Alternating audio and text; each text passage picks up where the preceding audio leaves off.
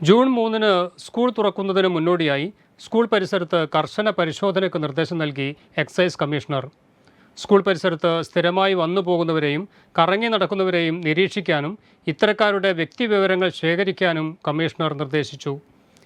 ഏതെങ്കിലും സ്കൂൾ വിദ്യാർത്ഥികളുമായി ഇത്തരം വ്യക്തികൾ ബന്ധപ്പെടാൻ ശ്രമിക്കുന്നുണ്ടോ എന്നും നിയമവിരുദ്ധ പ്രവർത്തനം നടത്തുന്നവരാണോ ഇവരെന്നും പരിശോധിക്കണമെന്നും നിർദ്ദേശമുണ്ട്. സ്കൂൾ പരിസരത്ത് കാണപ്പെടുന്നവർ വിദ്യാർത്ഥികളുടെ രക്ഷാകർത്താക്കൾ ആണോ എന്ന് അന്വേഷിക്കണം. അല്ലെങ്കിൽ ഇത്തരക്കാർ വരുന്നതിൻ്റെ കാരണങ്ങൾ അറിയണം. നിയമവിരുദ്ധ കാര്യങ്ങൾക്കാണ് വരുന്നതെന്ന് വിവരം ലഭിച്ചാൽ എക്സൈസ് വകുപ്പ് മറ്റ് വകുപ്പുകളുമായി ചേർന്ന് നടപടി സ്വീകരിക്കും.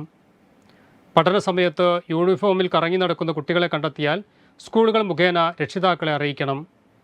എക്സൈസ് റേഞ്ചിൻ്റെ പരിധിയിൽ വരുന്ന ഹൈസ്കൂൾ, ഹയർ സെക്കൻഡറി സ്കൂളുകളുടെ പട്ടിക ജൂൺ 6-നകം ശേഖരിക്കണമെന്നും നിർദ്ദേശമുണ്ട്. Waytonikah.com, the exclusive Muslim matrimonial site.